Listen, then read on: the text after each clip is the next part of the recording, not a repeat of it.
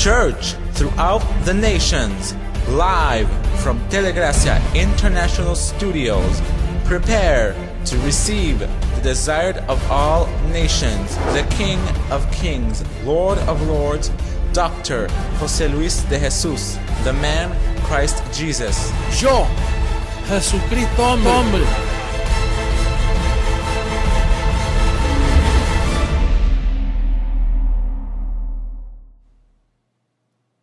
I receive a lot of emails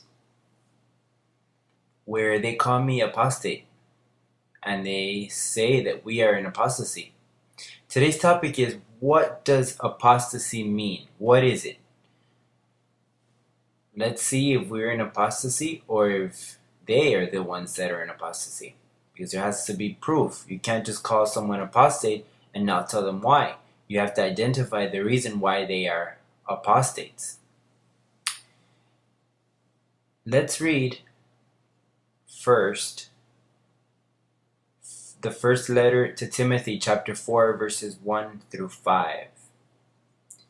It says, "Now the Spirit expressly says that in latter times some will depart from the faith." To apostate means to separate from, to depart from, like the word apostle, which means separated for the gospel. The word apostasy means to separate, in this case, of the faith.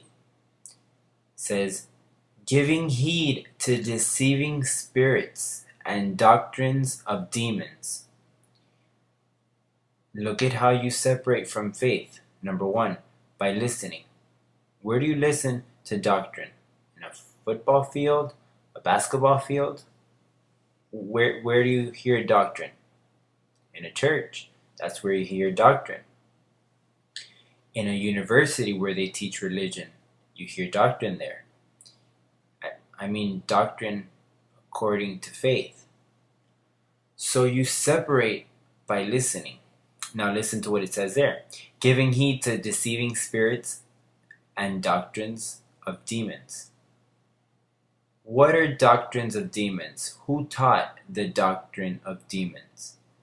The only one who taught doctrine of demons was Jesus of Nazareth.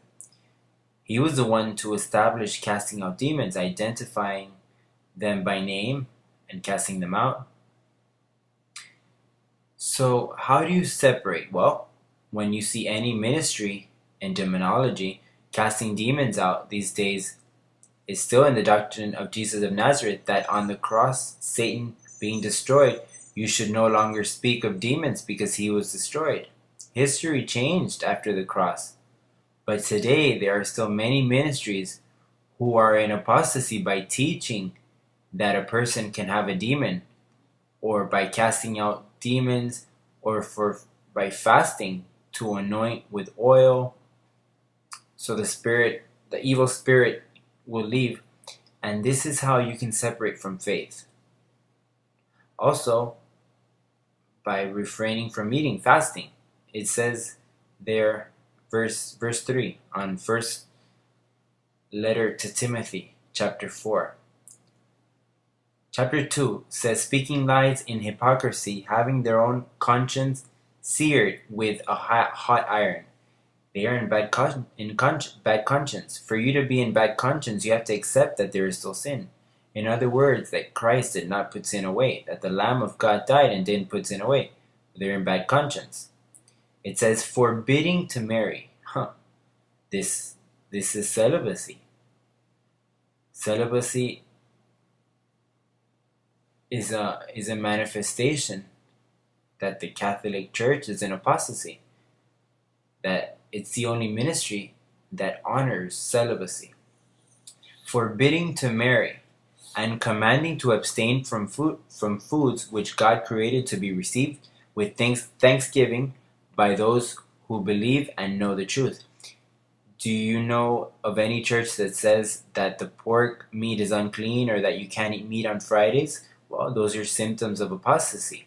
It says, "For every creature of God is good, and nothing is to be refused if it is received with thanksgiving, for it is sanctified by the word of God and prayer." Therefore, here we have a number of evidences that tell you if you visit a church that honors celibacy, that speaks of demons, that prohibit certain foods, this means that there is apostasy there.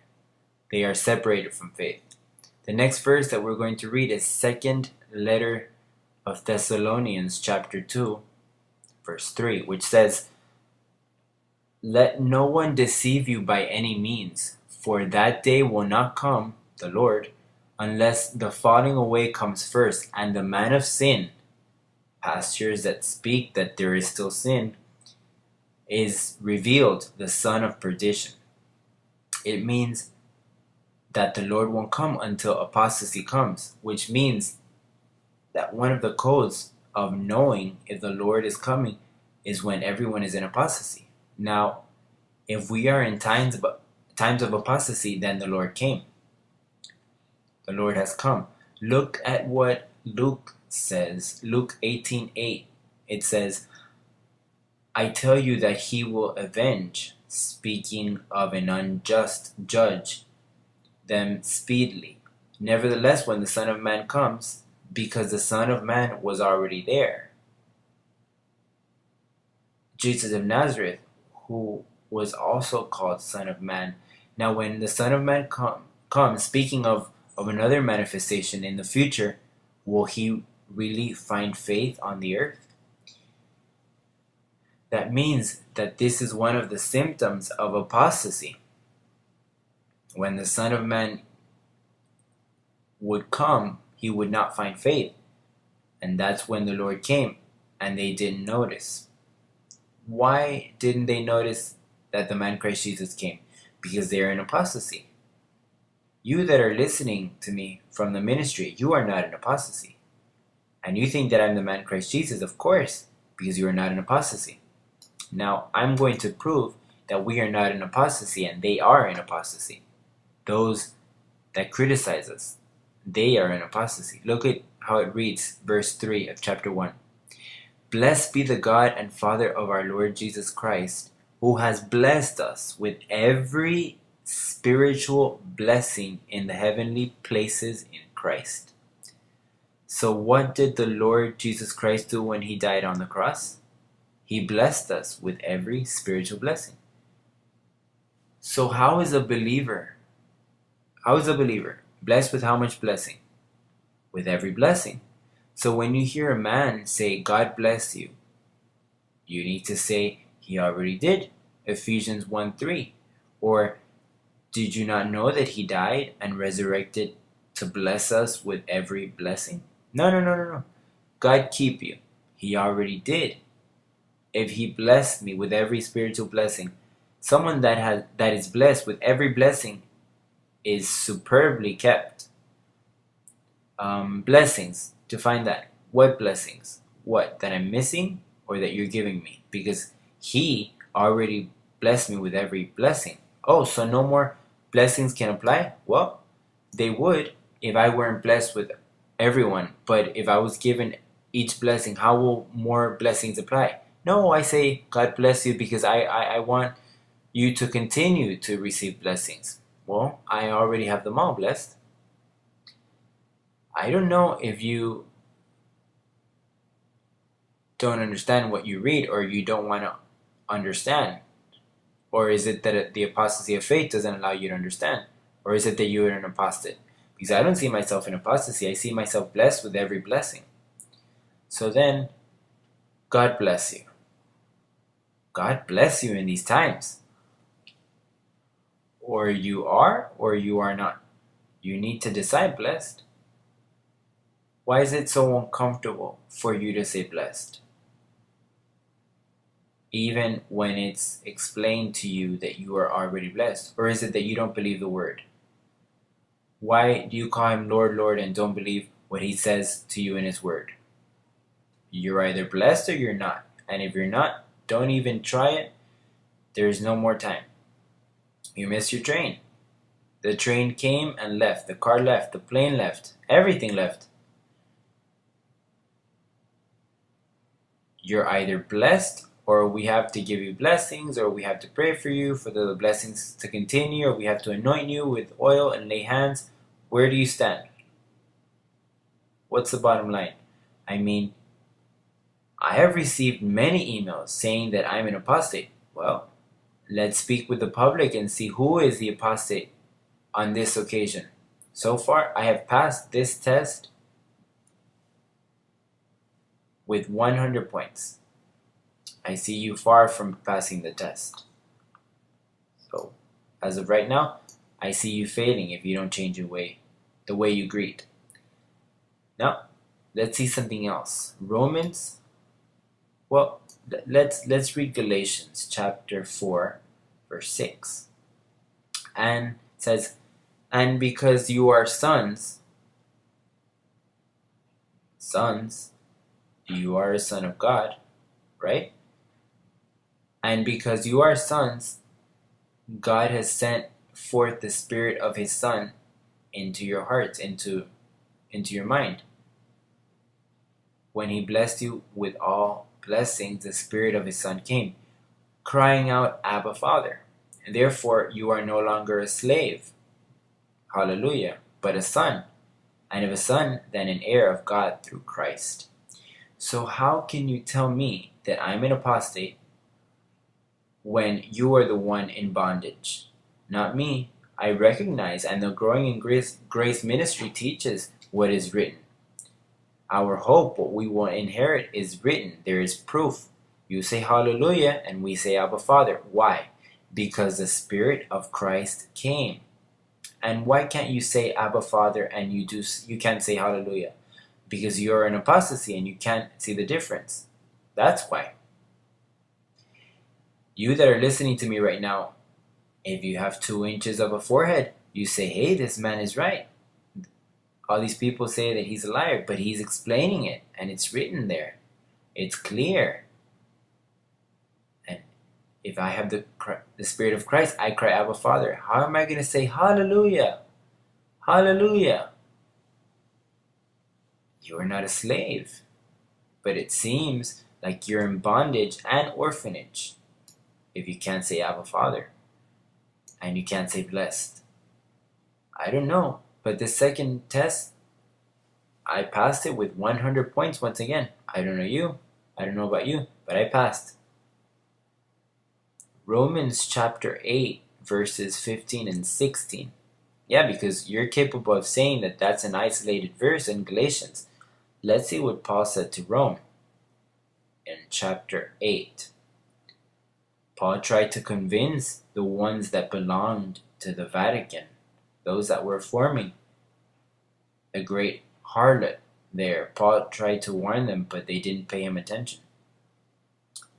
Chapter 15 says, for you did not receive a spirit of bondage, again to fear, but you received the Spirit of adoption, by whom we cry out, Abba, Father.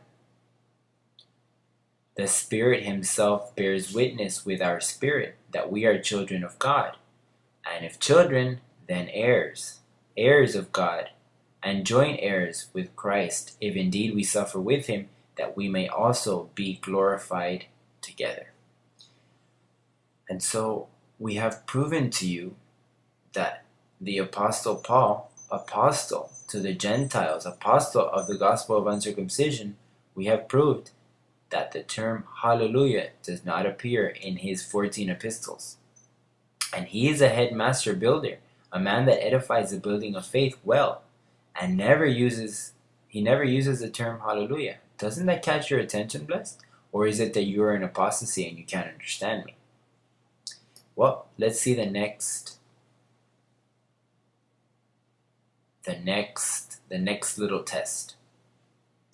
Ephesians chapter 1, verse 5. We return to Ephesians.